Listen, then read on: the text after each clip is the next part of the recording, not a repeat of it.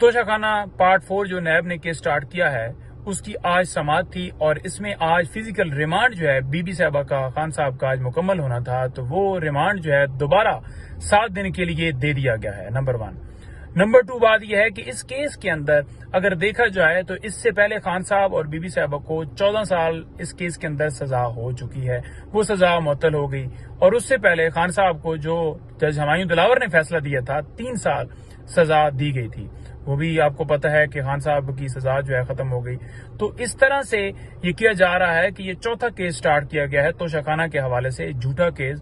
पहले उसकी गलत जो है वो कीमत देखें, 2.25 करोड़ का हार हो और उसको आप कहें कि ये 3 अरब का है ताकि वो केस नैब की जुरिस्डिक्शन में आ सके, और बाद में वो चेक किया जाए कि हार तो घर में मौजूद है और अब भी अगर वैल्यू लगाई जाए 5 करोड़ बन जाएगी या 7 करोड़ बन जाएगी।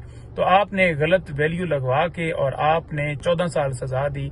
इस तरह से आपने केस बनाए, अब नई घड़ियां, कल फिर नई घड़ियां, परसों फिर कोई अंगूठियां।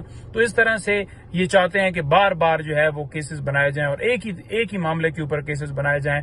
कानूनी तौर पर यह है कि अगर एक जुर्म होता है या एक मामला होता है उसके ऊपर एक FIR होती है, एक उसके ऊपर कार्रवाई होती है। ये नहीं होता कि आप कार्रवाइयों पे कार्रवाइयां करते जाएं, लेकिन यहाँ पर ना तो आइन है और ना ही कोई कानून है।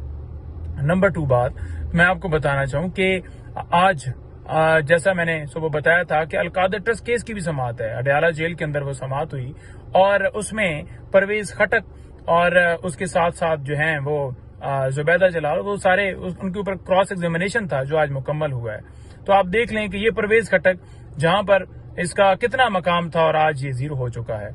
अलकादर ट्रस्ट केस के अंदर 1 रुपए का फाइनेंशियल बेनिफिट ना खान साहब ने लिया है, ना ही वो बीबी साहबा ने कोई लिया है। किसी एक गवाह ने ये नहीं कहा कि उन्होंने कोई फाइनेंशियल बेनिफिट लिया है।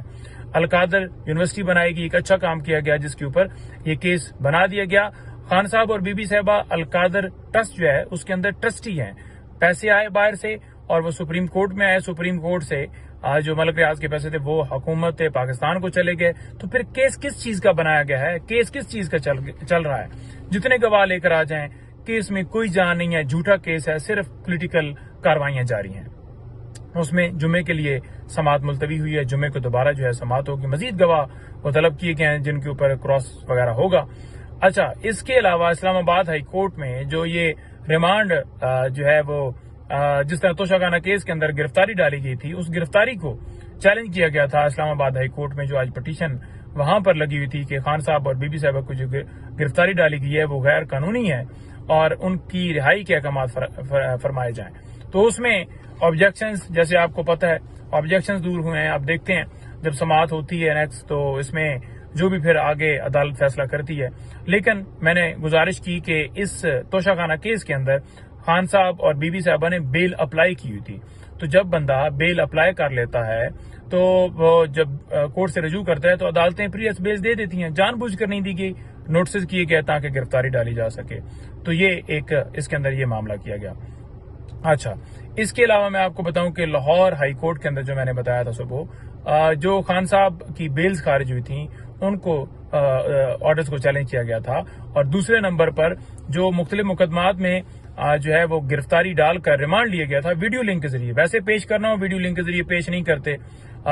6 बेल्स जैसे खान साहब की इस्लामाबाद में लगी और हर दफा बहाना है कि इंटरनेट नहीं है, ये है वो है, और वीडियो लिंक के जरिए पेश करके वो रिमांड दिया गया। उस रिमांड वो जो ऑर्डर किया गया था उसको भी लाहौर हाई कोर्ट में चैलेंज किया गया था। उसमें भी आज जो एतराजात लगाए गए थे उनको जो है वो दूर करके तो मजीद इसमें कार्रवाई जो है वो होगी। और जो ही कार्रवाई होगी आपके सामने आएगी कि क्या मामला है। झूठे केसेस हैं, 9 मई के हवाले से कोई इनके पास एविडेंस नहीं है। हम खान साहब ने हमेशा कहा है कि जुडिशल कमीशन बनाए, हमें भी बुलाएं ताकि हम भी आकर बात करें, हमारा मौकफ लिया जाए, पता चले दूध का दूध और पानी का पानी हो। इसलिए नहीं बना रहे सुप्रीम कोर्ट में काजी फैसल साहब, ताकि हकीकत जो है लोगों के सामने ना आ सके। तो ये आज की मुख्तलिफ केसेस की तफसीलात हैं। इसके अलावा रऊफ हसन साहब को जिस तरह से उठा कर लेके गए और उसमें इस्लामाबाद हाई कोर्ट ने हुक्म दिया हुआ था कि किसी तरह से FIA गिरफ्तार ना करे, और जिस तरह से उठा कर लेकर गए और फिर पुलिस ने, इस्लामाबाद पुलिस ने उनको FIA के हवाले किया। 70 साल आदमी, कैंसर का मरीज, और सिर्फ क्या है कि आप चाहते हैं कि मुल्क में आवाज बंद हो, कोई भी आपके ऊपर क्रिटिसाइज ना करे, कोई भी आपकी गलत पॉलिसियों के ऊपर बात ना करे। आप हर उस शख्स को दहशतगर्द करार देंगे जो कहेगा कि मुल्क के अंदर कानून की बालादस्ती हो। हर इदारे की अपनी जुरिस्डिक्शन है। तो ये तफसीलात हैं। बहुत शुक्रिया।